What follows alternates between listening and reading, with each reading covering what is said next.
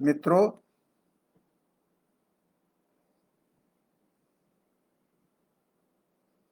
आज धागा विमर्श के इस आयोजन में आपका स्वागत करना चाहूँगा। आज कुछ खास दिन है। हमारे राष्ट्रीय आंदोलन, जिसे स्वतंत्रता आंदोलन भी कहा जाता है, के सबसे बड़े नायक महात्मा गांधी का जन्मदिन है। लेकिन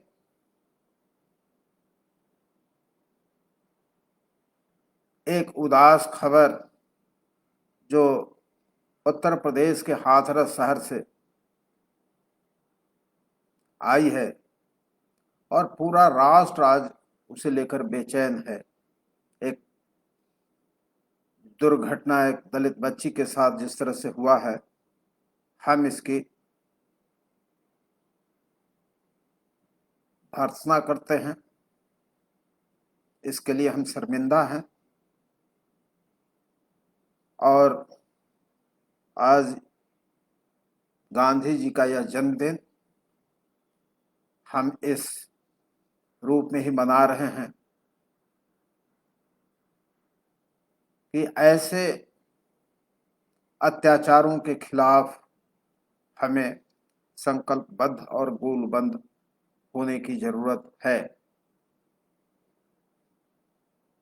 मित्रों, आज के लिए एक विषय पहले से ही चुन रखा गया था और वह है गांधी और हिंद स्वराज। सौरभ जी ने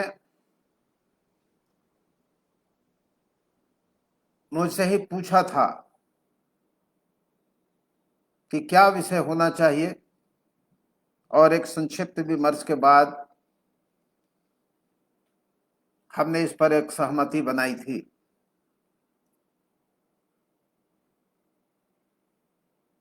हिंद स्वराज क्या है? शायद आप लोगों में से बहुत लोग जानते हों और कुछ शायद नहीं जानते हों। अब जानने और नहीं जानने वालों का अनुपात क्या है मैं नहीं बता सकता, लेकिन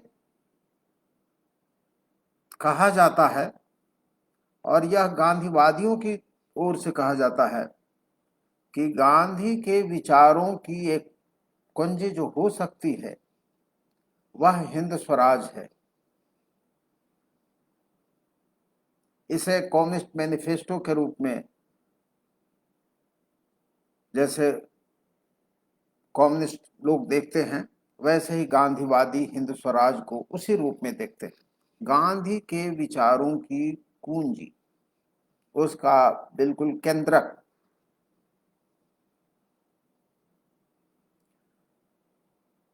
और यह हिंद स्वराज क्या है, हम इस पर बात करना चाहेंगे। मैं पहले बता दूं, 1909 में गांधी ने इसे लिखा था जब वह एक यात्रा पर थे और जहाज पर उन्होंने बतलाया कि इसे मैंने लिखा था।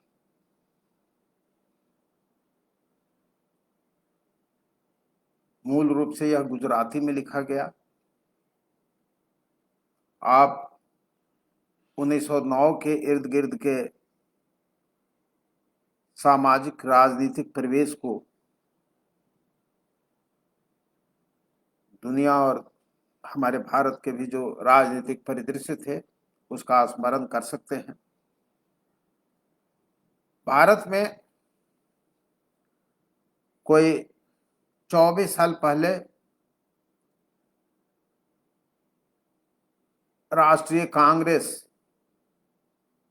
भारतीय राष्ट्रीय कांग्रेस का जन्म हो चुका था। एक ऐसी सामाजिक राजनीतिक संस्था जो राजनीति को लेकर सक्रिय थी। भारतीय राजनीतिज्ञ उसी मंच से अपना काम कर रहे थे और यह वह समय था जब गरम दल और नरम दल के बीच, जैसे मॉडरेट और रेडिकल फोर्सेस कहते हैं, कांग्रेस के भीतर दो ताकतें थी, उनके बीच झगड़ा हो गया था 1906 में, और दोनों अलग अलग हो गए थे। जो रेडिकल फोर्स थे उन्हें गरम दली कहा जाता था, और वह राजनीतिक आंदोलनों पर जोर देते थे। जो नरमपंथी या मॉडरेट ताकतें थीं, वह सामाजिक सुधारों पर जोर देते थे। उनका मानना था कि जिस समाज में सामाजिक सुधार नहीं होंगे, जो समाज जागृत नहीं होगा, आधुनिक नहीं होगा, वहां कोई राजनीतिक प्रगति कैसे हो सकती है, या यदि होगी भी तो वह एक वर्चस्ववादी राजनीति हो सकती है। इसलिए जो मॉडरेट ताकतें थीं वह सामाजिक सुधारों पर ज्यादा जोर देती थी। वह जो सामाजिक सुधार थे वह यूरोप से प्रभावित माने जाते थे, और ऐसा समझा जाता था कि पश्चिम के विचार जो हैं वह भारतीय समाज को प्रदूषित कर सकते हैं। एक तबका यह मानता था, और उसमें जो रेडिकल, जो गरम दली जो लोग थे, जो राष्ट्रीय, जिन्हें ज्यादा राष्ट्रीय माना जाता था, राष्ट्रवादी माना जाता था, वह इसी विचार को पालते थे, मानते थे। इसी बीच यह 1909 में गांधी ने हिंद स्वराज लिखा है। हिंद स्वराज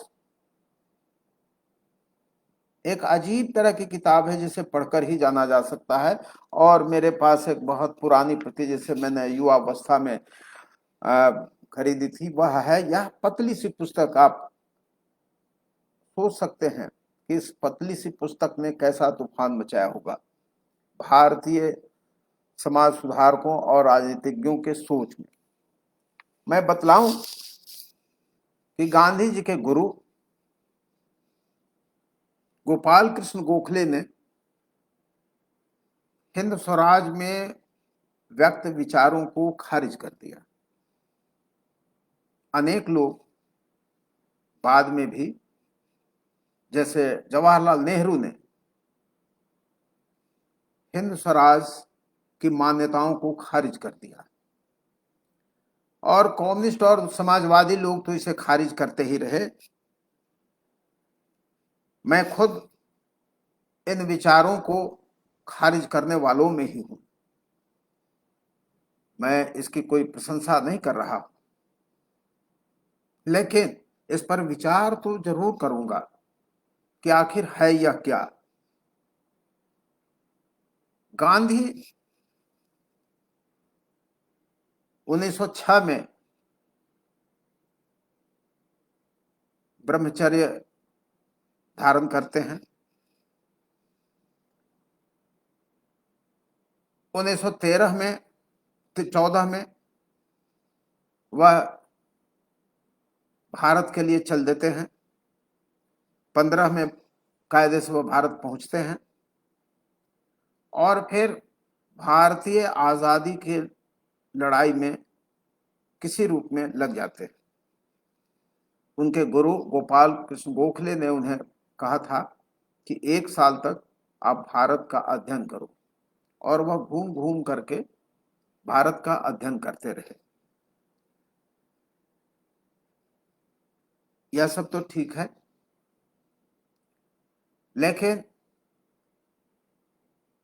1909 में जिन विचारों को उन्होंने रखा था वे विचार कैसे हैं, हम देखते हैं। आज जब विचार करते हैं तो गांधी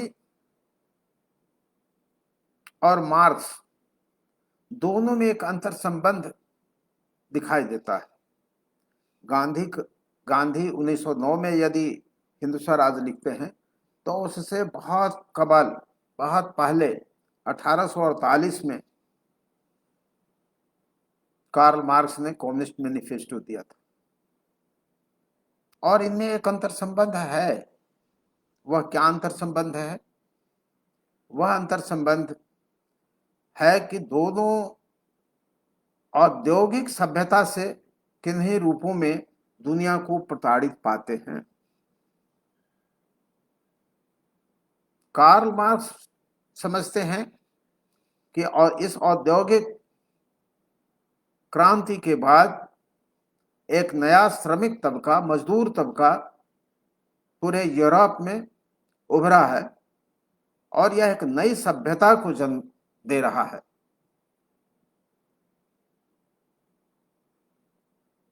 पूंजीवाद इसी औद्योगिक क्रांति से, औद्योगिक सभ्यता के बीच से उभरा है और इस पूंजीवाद के साथ श्रमिक तबकों का, इस पूंजीवादी आर्थिक जो सभ्यता है, इसके साथ क्या रिश्ता होगा श्रमिक तबकों का, मेहनत कश तबकों का? मार्क्स इस पर विचार करते हैं। वह भी समझते हैं कि औद्योगिक सभ्यता ने दुनिया को पूरी तरह बदल दिया है। गांधी भी यही सोचते हैं। उन्हें भी लगता है कि इस औद्योगिक सभ्यता ने दुनिया को बदल दिया है और भारत भी उससे आक्रांत है। लेकिन एक भेद है दोनों में। गांधी इस औद्योगिक सभ्यता को ही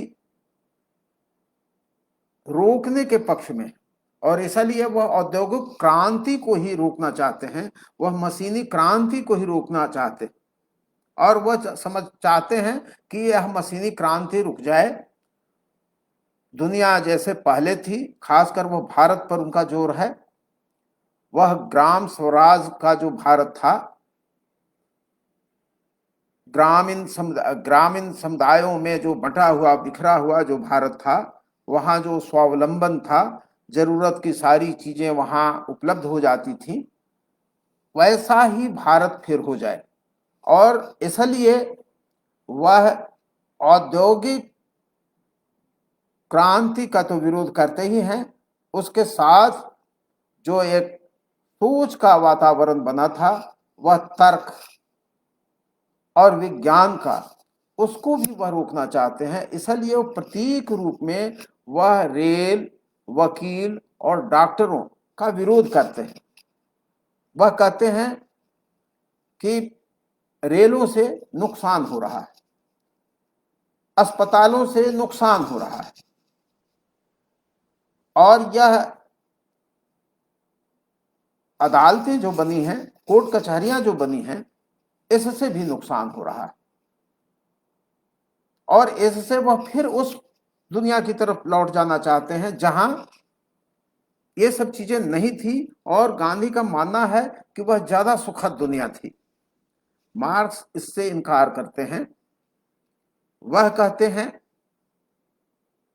कि हम प्रगति को रोक नहीं सकते, लेकिन जो चुनौतियां मिल रही हैं इस प्रगति के साथ, हम उसके साथ उनका इंतजाम करना चाहते हैं कि ये ऐसा नहीं हो जाए कि ये एक खौफनाक दुनिया बन जाए। इस खौफनाक दुनिया में एक सामाजिक न्याय, शांति और सुव्यवस्था कैसे आ सकती है, इस पर कार्ल मार्क्स जोर देते हैं। बहुत सारे लोग कार्ल मार्क्स को ज्यादा वैज्ञानिक चिंतन मानते हैं और एक प्रतिगामी चिंतन गांधी का मानते हैं। तो यही दोनों के बीच का फर्क है। अब मॉडरेट नेता गोपाल कृष्ण गोखले ने यदि हिंद स्वराज को फालतू कहा था तो उसके कुछ मायने होते हैं। नेहरू ने यदि इसे खारिज किया है तो इसके कुछ मायने होते हैं। लेकिन बहुत सारे लोग हैं जो हिंद स्वराज को एक बड़ी चीज मानते हैं, उपलब्धि मानते हैं और उसकी तरह तरह से आज भी व्याख्याएं हो रही हैं। यह एक अजीब लगता है कि जो समाज की दकियानूसी ताकतें थी, गांधीवाद को आज एक अभयारण्य के रूप में विकसित करना चाहती हैं और दुनिया की जितनी प्रतिक्रियावाद, सामाजिक प्रतिक्रियावादी दकियानूसी चीजें हो सकती हैं, उन्हें लगता है किसी गांधीवाद के साए में सुरक्षित रह सकती हैं। और यह बात हमें परेशान करती। मैंने बतलाया कि वह हिंद स्वराज का एक संबंध बनता है कम्युनिस्ट मैनिफेस्टो से, कम्युनिस्ट को घोषणा पत्र से, जो 1848 में लिखा गया था और उसे पेश किया गया था। कार्ल मार्क्स उस समय 30 साल के थे जब हिंद स्वराज लिखा गया था, तो गांधी 40 साल के थे। 10 साल का ही फर्क था, मतलब लगभग दोनों युवा थे। एक लेकिन और चीज है कि 1909 के बाद एक और किताब आती है, और वह किताब है सावरकर की किताब। वह किताब है यह हिंदुत्व, यह सावरकर की किताब है। मुझे बार बार लगता है, और मैंने इस पर कई तरह से सोचा भी है, कि क्या हिंदुत्व से भी हिंद स्वराज का कुछ रिश्ता बनता है? बनता है। जब हम एक दकियानूसी दौर में आ जाएंगे, तो हम हिंदुत्व के दायरे में भी विचार करने लगेंगे। इसीलिए बहुत लोगों ने कहा है, जिसमें एक मानने वाला मैं भी हूं, कि हिंद स्वराज और हिंदू स्वराज में एक अंतर संबंध बनता है। जैसे एक अंतर संबंध कम्युनिस्ट मैनिफेस्टो और हिंद स्वराज में बनता है, उसी तरह उसका दूसरा सिरा हिंदुत्व से भी है। और यह एक अजीब बात बनती है। आप कह सकते हैं कि आप मनी जी क्या कर रहे हो, आप कम्युनिस्ट मैनिफेस्टो से भी उसे जुड़े हो। जोड़ नहीं रहा हूं, अंतर संबंध जब बतला रहा हूं तो यह कह रहा हूं कि वह किस तरह से गांधी औद्योगिक सभ्यता को नकारते हैं, इसलिए कि उसके कारण कई तकलीफें हमारे समाज में आ रही हैं। यही काम मार्क्स भी करते हैं, लेकिन वह विकास को रोक करके यह काम नहीं करना चाहते। औद्योगिक क्रांति को रोकने के पक्ष में नहीं है। गांधी औद्योगिक क्रांति को रोकने के पक्ष में, और वह मशीनों का विरोध करते हैं। उनका हिंद स्वराज ग्राम स्वराज हो जाता है, और इस ग्राम स्वराज की कार्ल मार्क्स ने अपने जो उनका उनका एक निबंधों का एक संकलन भी आया है अलग से, वो कई छोटे छोटे निबंध उन्होंने लिखे थे 58-60 के बीच में, 1858-60 के बीच में उन्होंने लिखे थे। करीब 8, मेरे जानते 8 लेख तो हैं ही, और ऑन इंडिया करके उनका एक संकलन भी आया है। भारत संबंधी अपने लेखों में कार्ल मार्क्स इस ग्राम स्वराज की आलोचना करते हैं। मार्क्स कहते हैं कि ये पोएटिक जो हमारे जो इंडियन विलेजेस हैं, काव्यमयी ग्रामीण जो ये बस्तियां हैं, यह पूरब की निरंकुशता, जिसे और अंग्रेजी में ओरिएंटल डिस्पोटिज्म कहते हैं, इसका आधार है। गांव में सारी चीजें उपलब्ध हो जाती हैं, वहां उत्पादन के पुराने रूढ़िग्रस्त औजार हैं, उनसे बहुत सीमित उत्पादन होता है, और इस सीमित उत्पादन से एक सरल आर्थिक ऐसी नीति बनती है जिसमें हम बहुत विकास नहीं कर सकते। उससे होता है कि गांव में काम भर अनाज पैदा हो जाते हैं, तेल पैदा हो जाते हैं, गुड़ वगैरह भी पैदा हो जाते हैं, इलाज के लिए वहीं वैद्य रहते हैं, आध्यात्मिक जरूरतों के लिए वहां ओझा पुरोहित रहते हैं, और इन ग्रामीण बस्तियों के लोग गांव से बाहर नहीं निकलना चाहते, वह कूप मंडूप हो जाते हैं, उनकी सोच सीमित हो जाती है, और इस सीमित सोच से जाति पाति, अस्पृश्यता जैसी चीजें कि हम दूसरे से नहीं छुलाएंगे, हम बाहर कहीं नहीं जाएंगे, हमारे देश में समुद्र यात्रा पर बाहर जाने पर प्रतिबंध था, गांधी को भी इसकी सजा भुगतनी पड़ी थी, और उन्हें भी जाति से बहिष्कृत होना पड़ा था। वह मोड़ बनिया थे, और मोड़ बनियों की एक पंचायत ने गांधी को अपनी पंचायत से जाति बहिष्कृत कर दिया था, इसलिए एक कुजात बनिया थे वो। लेकिन गांधी एक अजीब व्यक्तित्व इस मामले में है, अजूबे इस मामले में है कि वो एक तरफ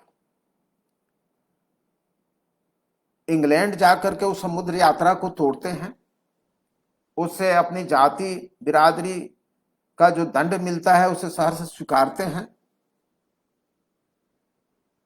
बता दूं कि वह सबसे बनिया परिवारों में वो सबसे पहले थे जिन्होंने समुद्र यात्रा की थी और ब्रिटिश कानून का अध्ययन किया था।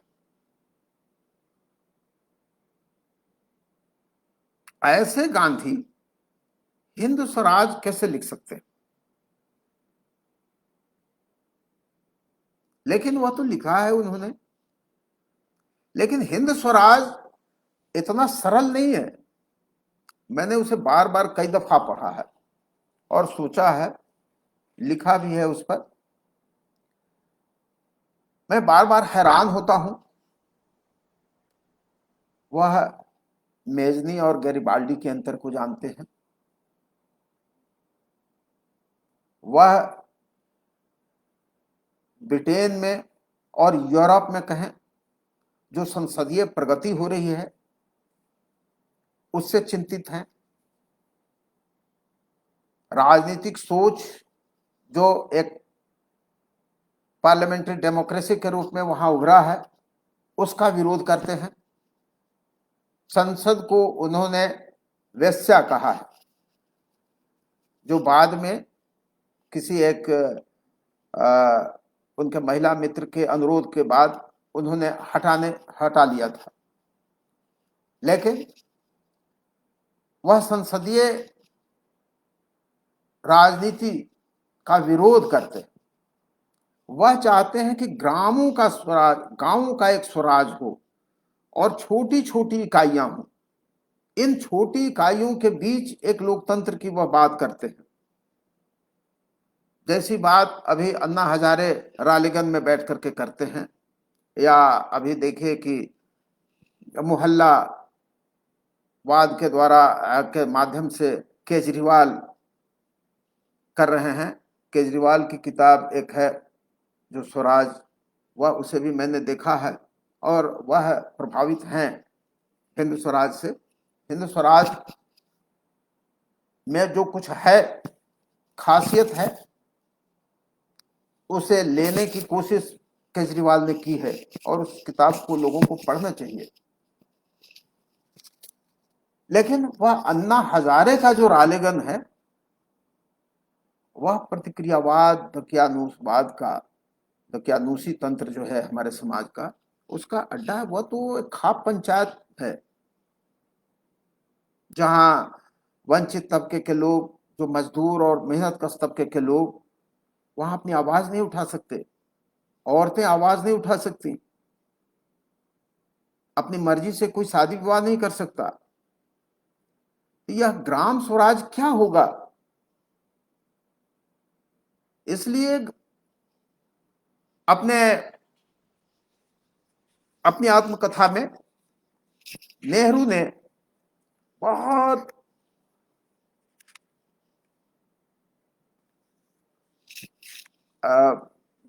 खोजपूर्ण ढंग से गांधी के हिंद स्वराज्य की मान्यताओं को खारिज किया है। मैं सीधे उनके आत्मकथा के अंश को उद्धृत करना चाहूंगा। कहते हैं नेहरू, गांधी जी की बहुत सी प्रवृत्तियों से यह मालूम पड़ता है कि उनका ध्येय अत्यंत संकुचित स्वावलंबी व्यवस्था को फिर से ले आना है। वह न केवल राष्ट्र बल्कि गांव तक को स्वावलंबी बना देना चाहते हैं। प्राचीन काल के समाजों में गांव लगभग स्वावलंबी थे। वे अपने खाने के अनाज, पहनने के कपड़े और अपनी जरूरतों के दूसरे सामान स्वयं पैदा कर लेते थे। निश्चय ही इसके माने यह है कि लोग बहुत ही गरीबाना ढंग से रहते होंगे। मैं यह नहीं समझता कि गांधी जी हमेशा के लिए यही लक्ष्य बनाए रखना चाहते हैं, क्योंकि यह तो असंभव लक्ष्य है। हम लोग बाकी दुनिया से उसी तरह बंधे हैं जैसे दूसरे बंधे हुए हैं, और मुझे यह बात बिल्कुल अनहोनी मालूम देती है कि हम दुनिया से अलग होकर रह सकेंगे। इसलिए हमें सब बातों को तमाम दुनिया की निगाह से देखना होगा, और इस दृष्टि से देखने पर संकुचित स्वावलंबी व्यवस्था की कल्पना नहीं हो सकती। व्यक्तिगत रूप से मैं तो उसे सब दृष्टियों से अवांछनीय समझता हूं। यह नेहरू ने टिप्पणी की, जो गांधी के विचारों के वाहक भी थे। गांधी के शब्दों में गांधी ने खुद कहा कि मेरी विरासत नेहरू संभालेंगे, पटेल और दूसरे लोग नहीं। अब यह अंतर्विरोध क्या कहता है? गांधी की चिंता क्या है, चिंताएं क्या है? मैं समझता हूं ऐसी ही चिंता कुछ टैगोर के मन में उभरी थी जब वह 1878, शायद समय में मैं थोड़ा भूल सकता हूं, मैं अगर भूल नहीं रहा हूं तो 1878 ही था, वो पहली दफा इंग्लैंड गए थे। उन्होंने औद्योगिक क्रांति से उपलब्ध जो सरंजाम थे यूरोप में, उससे सुसज्जित लंदन शहर को देखा। औद्योगिक क्रांति 1760 में आरंभ हुआ था और 1850 तक वह चला था, 90 वर्षों तक। और 1878 में जाते हैं टैगोर। उन्होंने अनुभव किया कि इस सरंजाम में मनुष्य के श्रम की तो बचत होती है, और मनुष्य के श्रम का जो दोहन होता था, ज्यादा श्रम उसे करना पड़ता था, वह तो जरूर उसमें बचत हुई है, लेकिन आनंद जो मनुष्य के पास था वह समाप्त हो गया है, गायब हो गया। इसलिए उन्होंने कहा कि हमारे बंगाल में अभाव है, मनुष्य को ज्यादा काम करना पड़ रहा है। लेकिन वहां बाउल गीत भी है। यूरोप में गीत समाप्त हो गए हैं, राग ध्वनियां समाप्त हो गई हैं। इसलिए मैं बंगाल को पसंद करूंगा, इस यूरोप को नहीं पसंद करूंगा। गांधी कुछ वैसे ही, उन्हें यह प्रतीत होता है कि इस औद्योगिक सभ्यता ने हमारे आनंद को खत्म कर दिया है। हमारे जो जीवन का उत्स था उसे खत्म कर दिया है, रौनक थी उसे खत्म कर दिया है, और इसके कारण हमारा जीवन एक बिल्कुल सारहीन मशीन की तरह हो गया है। गांधी मनुष्य को मशीन नहीं देखना चाहते। यह मुझे लगता है कि यह गांधी के मन में था। 1924 में हिंद स्वराज का नया संस्करण देते समय महादेव देसाई से उन्होंने कहा था, महादेव देसाई ने से कहा नहीं था, महादेव देसाई ने उसे लिखा है। किसी विदेशी पत्रकार को उन्होंने बतलाया था गांधी ने। यह पूछे जाने पर कि क्या आप मशीनों के पूरे तौर पर विरोधी हैं, गांधी ने कहा था कि पूरे तौर का मैं विरोधी नहीं हो सकता, मैं मशीनों के पीछे जो पागलपन है उसका विरोध करता हूं। और अब वह उन्होंने कहा कि चरखा भी मशीन है, और सिंगर मशीन का उदाहरण दिया। सिलाई करने वाली मशीन जो है वह कैसे बनी, और वह कैसे एक प्रेम के द्वारा वह पैदा हुआ है। वह पत्नी को देखता था कि बड़ा बहुत मेहनत करना पड़ता था सिलाई में, तो एक शख्स उठा और उसने सिंगर मशीन बना दिया। तो यस मशीन में प्रेम का भाव है। तो यह प्रेम को विकसित करने के तरीके से प्रेम को विकसित करने के लिए यदि मशीनें बनती हैं, उनका विस्तार होता है, तो गांधी कहते हैं कि हम स्वागत करना चाहेंगे। लेकिन विकास के अंधे दौड़ में शामिल होने के लिए जब मशीनें बनती हैं तो एक ऐसी औद्योगिक सभ्यता को जन्म देती हैं कि वह पूंजीवाद बनता है, पूंजीवाद साम्राज्यवाद में तब्दील होता है। और गांधी ने देखा था कि कैसे युद्धों की पृष्ठभूमि बन रही है। हालांकि दोनों विश्व युद्ध, 14 में प्रथम विश्व युद्ध और फिर 39 में जो दूसरा विश्व युद्ध हुआ था, उसके पहले यह लिखा गया है, लेकिन वह युद्धों की पृष्ठभूमि शायद देख रहे थे। वह मनोभूमि एक जो बन रही थी कि वह दौड़ कहाँ ले जाएगी। और बाद में गांधी इस बात पर और हठी होते गए कि मशीनों का अंधाधुंध विकास नहीं होना चाहिए। और इससे एक सहमति हमारी भी हो सकती है कि इस अंधे दौड़ से, विकास की संधे दौड़ से हमें बचना चाहिए। गांधी यह भी देखते हैं कि इसमें सामाजिक न्याय को कुचल देने की शक्तियां कहीं ना कहीं काम करेंगी। सामाजिक न्याय क्या होता है? प्राकृतिक न्याय के विरुद्ध बरक्स वह एक ऐसा न्याय है जहां वंचित तबकों के लिए, जो कमजोर तबके हैं, जो काम नहीं कर सकते, सक्षम नहीं हैं, उनके लिए भी हम एक न्याय तलाशते।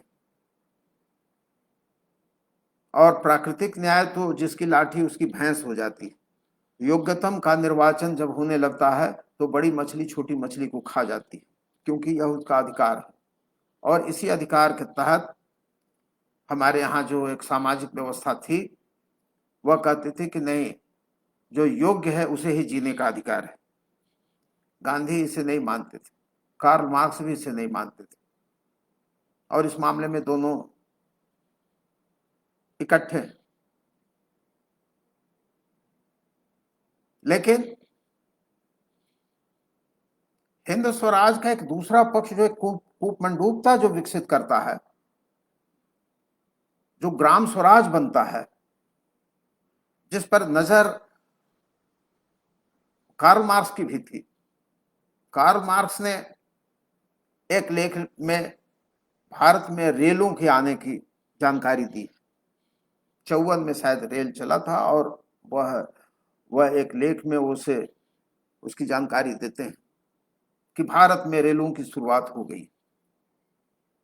और मार्क्स इस बात से बहुत प्रसन्न हैं कि थोड़ी ही दूर तक रेल चली है, लेकिन इसे देखने के लिए एक भीड़ जुटी। और मार्क्स तो यहाँ आए नहीं थे भारत, लेकिन वह अनुमान करते हैं कि उस भीड़ में सभी जातियों और धर्मों के लोग थे।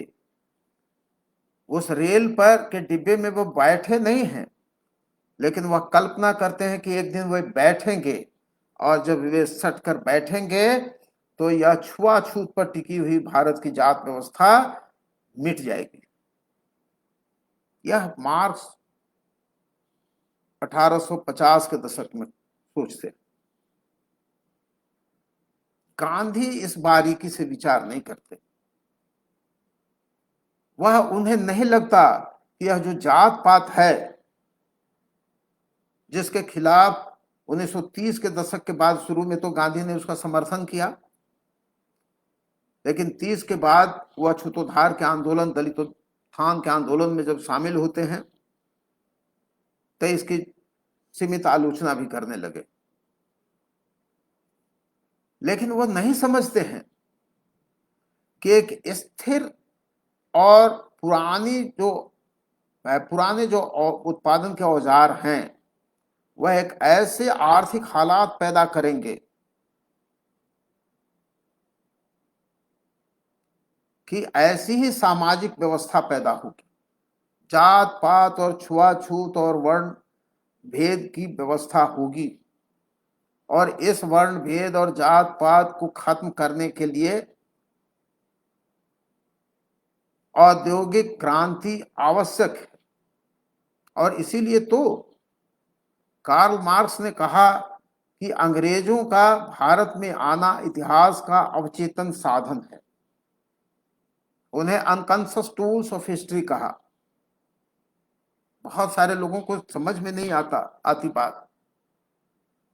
कहा कि वो ऐसे नहीं आए हैं अंग्रेज, वह इतिहास के साधन बन करके आए, और जो चरखा करघा तोड़ा गया था उस पर वह ज्यादा दुख नहीं मनाते। उन्होंने, कार्ल मार्क्स ने गेटी की एक पंक्ति उद्धृत की है अपने लेख में, जिसका अर्थ है कि वह दुख महान होता है जो एक महान सुख को जन्म देने वाला होता है। वह चरखे करघे के टूटने पर उदास हैं, लेकिन उत्साहित भी हैं कि एक नई व्यवस्था पैदा हो सकती है, उम्मीद बनती है। और नई व्यवस्था नहीं पैदा जो किया अंग्रेजों ने, इस पर अंग्रेजों पर वह क्रोध भी व्यक्त करते हैं। अंग्रेजों ने यहाँ के पारंपरिक उत्पादन प्रणाली को इसलिए ध्वस्त नहीं किया था कि उन्हें एक नई उत्पादन प्रणाली विकसित करनी थी। उन्होंने इसलिए इस उत्पादन प्रणाली को ध्वस्त किया था कि उन्हें अपने देश का उत्पाद यहाँ बेचना था। भारत को एक बाजार के रूप में विकसित करना था जिसका उत्पादन मैनचेस्टर में होता और वहां के मजदूरों को काम मिलता। इंग्लैंड की समृद्धि होती, इंग्लैंड के समाज की समृद्धि होती, और भारत के समाज का पतन होता। यह मार्क्स ने भी इंगित किया था।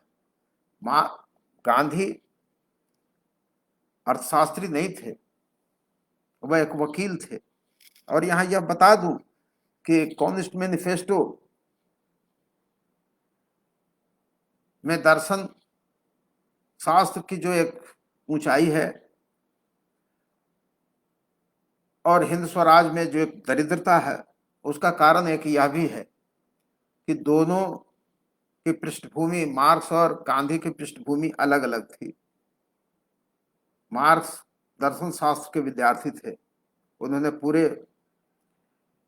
जर्मन आइडियोलॉजी को, पूरी इस परंपरा को, उस दर्शन परंपरा को, जर्मन दर्शन परंपरा को कायदे से पढ़ा था, समझा था।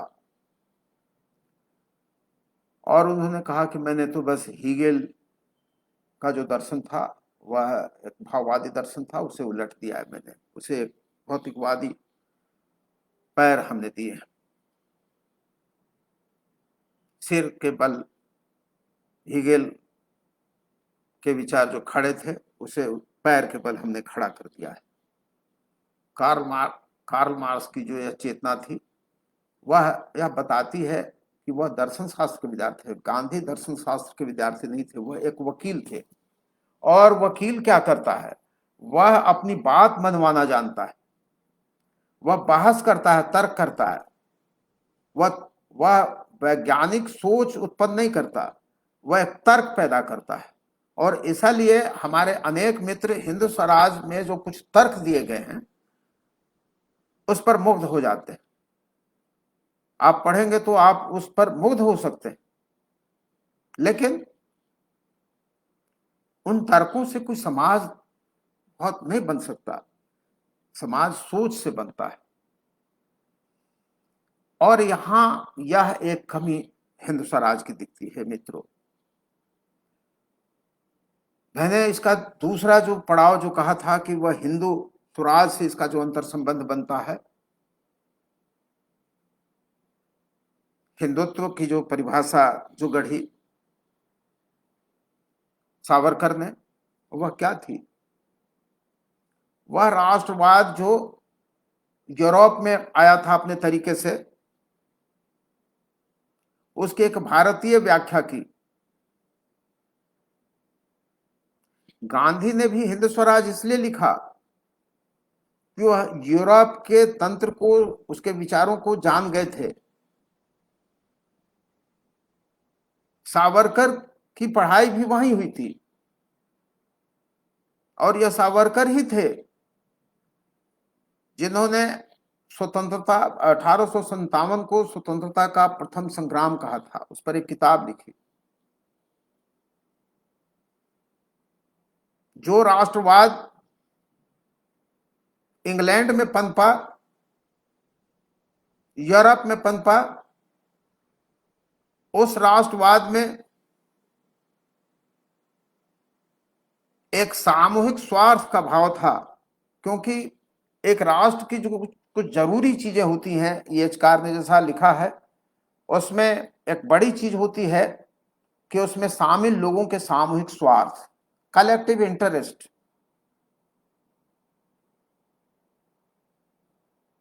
तो यह जो कलेक्टिव इंटरेस्ट होता है, सामूहिक स्वार्थ होते हैं, वह जो राष्ट्रवाद विकसित करता है, वह राष्ट्रवाद यूरोप में हो रहा था। और फिर उस राष्ट्रवाद से एक खतरनाक स्थिति भी होती है, जिसकी तरफ अपने मृत्यु के कुछ पहले टैगोर ने हमें चिताया था। लेकिन हिंदुत्व के माध्यम से सावरकर एक हिंदू स्वराज टाइप की चीज गढ़ते और वह कहते हैं कि हिंदुओं का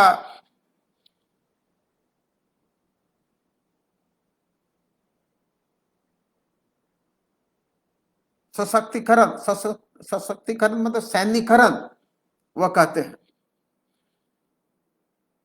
वह राजनीति का हिंदूकरण, वह अगर हिंदू स्वराज की बातों को अगर एक लाइन में अगर कहें तो वह आएगा कि राजनीति का हिंदूकरण और हिंदुओं का सैन्यकरण।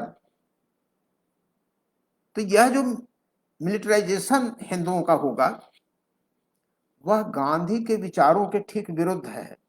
क्योंकि गांधी अहिंसा और सच्चाई पर जोर दे रहे थे और वह अहिंसा के भाव श्रमण परंपरा से आए हैं, हमारी भक्ति परंपरा से आए। वह जानते थे, गांधी और श्रमण परंपरा के लोग जानते थे, हमारी भक्ति आंदोलन के लोग जानते थे कि हम जब ताकत का इस्तेमाल करेंगे, हिंसा का इस्तेमाल करेंगे, तो जो जिनके पास ज्यादा ताकत होगी वह दूसरों पर वर्चस्व पैदा करेंगे और एक सामाजिक असंतुलन और यह सामाजिक शोषण वहां से आरंभ हो जाएगा। यह योग्य तबकों का शासन होगा जिसमें थोड़े से कमजोर लोग पिस दिए जाएंगे। गांधी ने इसलिए अहिंसा पर जोर दिया। हिंद स्वराज ताकत पर जोर देता है। आज भी जो हिंद स्वराज के मानने वाले लोग हैं, वह प्रचंड राष्ट्र, कुछ नहीं तो पाकिस्तान को कुचल देंगे, दूसरों को, चीन को कुचल देंगे, सबको कुचल देने पर जोर देते हैं। मिलिट्री पर राफेल मंगा रहे हैं, कभी कुछ मंगा रहे हैं। मतलब इतना आए जैसे ही अटल बिहारी वाजपेयी, तो उन्होंने मार्च में वो आए और मई में उन्होंने एटम विस्फोट किया, एटम बम का विस्फोट किया। तो यह सोचना होता है उन लोगों का जो ताकत को अंडरलाइन करते हैं। और हम ताकत को जब अंडरलाइन करेंगे, सोच को अंडरलाइन नहीं करेंगे, अहिंसा को अंडरलाइन नहीं करेंगे, उसे रेखांकित नहीं करेंगे, तो एक वर्चस्ववाद आएगा ही, शोषण की परंपरा बनेगी ही। इस पर अगर गांधी जी होते तो सोचते, क्योंकि गांधी के समय हिंदुत्व के विचार भी आ तो गए थे, लेकिन वह हमारे बौद्धिक समाज के केंद्र में नहीं था। वह यूं ही था कि कुछ लोगों का अल्हड़पन समझा जाता था। लेकिन आज वह अल्हड़पन इसलिए केंद्र में बन गया है कि जो वर्चस्व का मिजाज पालने वाली ताकतें हैं, जो ताकत पर गर्व करने वाली ताकतें हैं, जो मनुष्यता पर नहीं ताकत पर फख्र करते हैं, शक्ति पर फख्र करते हैं, वे लोग सोच पर हावी हो गए हैं। और ऐसे लोग वह हिंद स्वराज को हिंदू स्वराज में बदलना चाहते हैं। मित्रों, एक बात मैं और कहकर अपनी बात समाप्त करूंगा, वह कि 1909 में जब हिंद स्वराज लिखा गया था, ठीक उसी समय गोरा भी लिखा गया था। रविंद्रनाथ टैगोर का एक उपन्यास है गोरा। यह एक अजीब बात है कि हिंद स्वराज और गोरा एक ही वर्ष में प्रकाशित होते हैं।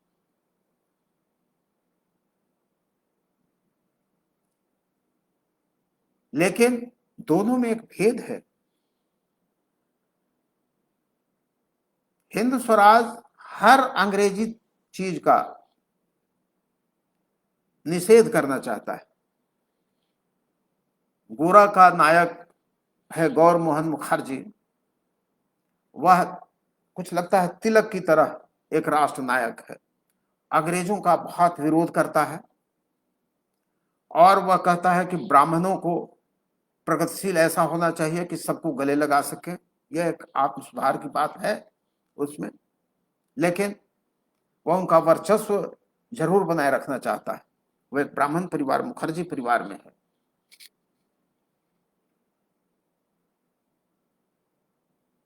मैं उपन्यास के विस्तार में जाने में समय लगेगा। मैं इतना ही बता दूं कि वह ब्राह्मणत्व और राष्ट्रवाद दोनों में एक संगति बैठाना चाहता है और दोनों में कोई अंतर्विरोध वह नहीं देखता है। वह कुछ मामलों में बहुत पवित्र भी है। वह ब्राह्मणवाद को राष्ट्रवाद में बदल देना चाहता है, जैसा कि तिलक भी की भी सोच थी। वह ब्राह्मणों को थोड़ा उदार बनाना चाहते थे और राष्ट्र तो अपनी जगह पर था ही। कुछ ऐसा ही है गौर मोहन मुखर्जी की, जिसे गोरा कहा जाता है। वह 6 फीट का गौर वर्ण, अपने नस्ल और अपने कुछ दैहिक ध्वज पर उसे गुमान भी है। वह ब्राह्मण युवकों का स्वाभाविक नेता है। उसके कार्यों को अंग्रेजों से बहुत घृणा करता है, हर अंग्रेजी तौर तरीके से घृणा करता है। उसके वह उसकी एक बैठकी होती है, ब्रह्म समाज के नेता हैं आसू बाबू, अविनाश बाबू, शायद नाम मैं भूल सकता हूं, ब्रह्म समाज का नेता ही कहना चाहिए। उनके पास उसकी बैठकी लगती है और उनकी एक धर्मपुत्री सुचरिता उनसे एक तरफा प्रेम भी करती है, गोरा से। लेकिन यह गोरा में राष्ट्रवाद की भावनाएं उफान मार रही हैं। वह अपने को सर्वश्रेष्ठ समझता है और राष्ट्र के प्रति समर्पित हो जाना चाहता है। ईमानदार भी है। हमारे बहुत सारे जो आरएसएस के लोग हैं उनकी तरह, लेकिन वह समझ नहीं पाते हैं कि हमारी अपनी कमजोरी क्या है। गोरा को ब्राह्मणों का युवा मंडल सम्मानित करना चाहता है, सम्मानित करने की एक योजना बनाई है और गंगा के किनारे उसका एक स्वागत समारोह रखा गया है। लेकिन उसी समय उसे घर से बुलावा आता है कि उसके पिताजी की हालत खराब है और वह जब घर आता है तो एक विचित्र स्थिति यह होती है कि उसके पिता कहते हैं कि तुम मुझे मुखाग्नि मत देना। ये सवाल करता है कि क्यों, मैं आपको क्यों मुखाग्नि नहीं दूंगा। तो वह उसके पिता बिल्कुल परेशान होते हैं, अपनी पत्नी मतलब गोरा की माँ से कहते हैं कि जाओ इसे तुम बता दो। और तब उसकी माँ बताती है कि बेटे तुम हमारे बेटे नहीं हो, देह से जन्मे नहीं हो। 1857 में हम लोग कानपुर में थे, नौकरी के सिलसिले में तुम्हारे पिता थे, और एक आयरिश दंपति ने अपनी गोद, तुम बिल्कुल उनकी गोद में बच्चे थे, मुझे अपनी गोद में दे करके कि इसकी देखभाल करना बहन, और वह चली गई और वे लोग मारे गए। तुम तो वह हो, पूरी तरह आयरिश हो। वह अपनी माँ को बार बार कहता था कि तुम एक उसके यहाँ दुसाध जाति की लक्ष्मीनिया थी कि उसका छुआ हुआ क्यों खाती हो। हम लोग ब्राह्मणों को अपना नियम धर्म का पालन करना चाहिए, नियम धर्म का पालन करना चाहिए। उसकी माँ कहती थी कि छोड़ो, तुम करो ना तुम्हें जो करना है, मुझे छोड़ो। और वह माँ कहती है कि तुम तो कहते थे कि लक्ष्मीनिया निम्न वर्ण की है, उसे उसका छुआ हुआ क्यों खाते हो। जब तुमको हमने गले लगा लिया तो वह तो अपने ही हमारे ही धर्म की है, निचले वर्ण की है, लेकिन हमारे ही धर्म की है। बेटा तुम अगर अब मुखाग्नि दोगे अपने पिता को तो उन्हें नरकवास मिलेगा, इसलिए तुम मत देना। और अचानक लगता है कि गोरा के पास एक नई दुनिया खड़ी हो जाती है कि इस देश को जो वो मानता था कि हमारा देश है और इसके सर्वोत्कृष्ट प्रतिनिधि हम हैं, वह अचानक होता है कि यह तो दूसरों का या हमारा यहाँ कोई नहीं है। वह समझता था, वह एक संगति बैठाना चाहता था कि भारत में जितने घर हैं, जितने देवी देवता हैं, उसमें एक संगति बैठाना चाहता था। कहा कि अब तो मैं बिल्कुल बाहर ही हूं, पूरे भारत का जो वो होना चाहता था। वह अब देखता है कि भारत के सारे मंदिरों के दरवाजे, सारे घरों के दरवाजे उसके लिए बंद हो चुके हैं, क्योंकि वह भारतीय है ही नहीं, वह तो 100% विदेशी है। और एक अंग्रेज डॉक्टर जो उनके पिता को देखने आया था, जिस पर वह क्षोभ से भरा रहता था, जैसे गांधी भी अंग्रेजी दवाओं का बहिष्कार पर तूल दिए हुए थे, जिसके कारण उनकी पत्नी की मृत्यु भी हो गई। तो वह ऐसे डॉक्टर को वह फिर देखता है माँ से संवाद के बाद, और वह पाता है कि यहाँ इस पूरी महफिल में तो एक वही आदमी है जिससे हमारा कुछ रक्त संबंध बनता है। और वह उदास हो जाता है।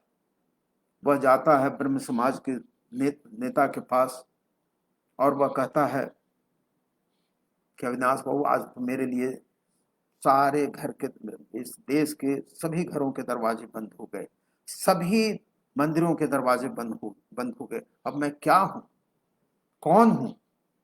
और ब्रह्म समाज के वह नेता कहते हैं कि नहीं, आज तुम जाति धर्म से ऊपर उठकर पूरे भारत के हो गए हो, आज तुम एक नए मनुष्य हो गए हो और तुम्हें पूरा भारत आज स्वीकारता है। वह सुचरिता के हाथ उसके हाथ में डालते हैं और एक अत्यंत भावपूर्ण स्थिति में वह उपन्यास समाप्त होता है। आप समझ सकते हैं कि वह गोरा क्या कहता है, वह कैसे भारत की प्रस्तावना करता है, और हिंद स्वराज कैसे भारत की प्रस्तावना करता है, हिंदुत्व कैसे भारत की प्रस्तावना करता है। इसलिए मित्रों, समय मैं समझता हूं कि 55 मिनट हो रहे हैं। मैं अपनी बात यही समाप्त करना चाहूंगा। एक बार आप सब लोगों का धन्यवाद कि आपने बड़े मनोयोग से मेरी बातें सुनी, जो शायद आपकी व्यवस्था भी हो इस तकनीकी तंत्र में। तो जो साथी भी सुन रहे थे उन सबका शुक्रिया, और मैं आग्रह जरूर करूंगा कि एक बार हिंद स्वराज को पढ़ें, हिंदुत्व को पढ़ें, कम्युनिस्ट मैनिफेस्टो को भी पढ़ें और इन सबसे ऊपर रविन्द्रनाथ टैगोर के गोरा को पढ़ें और इनमें एक संगति तलाशें। हमें शायद नए भारत का एक नक्शा वहां मिलेगा, एक नई सोच मिलेगी। और एक बार फिर मैं आप सब लोगों का शुक्रिया, धन्यवाद। कोई किन्हीं के प्रश्न हो तो मैं शायद जवाब दे सकता हूं।